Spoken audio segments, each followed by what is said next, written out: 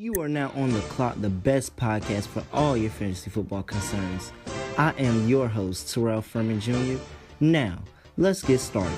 Last time we talked about the best ways to draft your star lineup. Now that you have drafted your lineups and we are a month into the season, it's time to adjust accordingly. The number one question I received is, what do we do about David Johnson's season-ending injury? In over 90% of fantasy football leagues, David Johnson was drafted first overall. You can find somebody that can't fill his gap, but can take up a lot of space.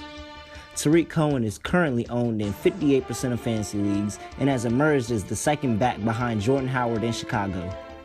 Buck Allen and Chris Carson are both owned in under 10% of fantasy leagues, but have seemed to be the lead guy on their prospective teams. After Greg Olsen went down with the injury, the Panthers called up Ed Dixon, and he has performed. Since the injury, Dixon has 9 catches for over 240 yards, averaging about 30 yards per reception. If injuries decimate your team, players like these can give you the boost you need to keep you into playoff contention. If you have a kicker or a defense on a bye, go to the waiver wire. If you have a bad injury, go to the waiver wire. If you have a player just letting you down, go to the waiver wire. I added Alex Smith to my roster last week. Smith was the 24th ranked quarterback in the draft. However, he is currently at the top when it comes to fantasy production, and he's playing like an NFL MVP right now.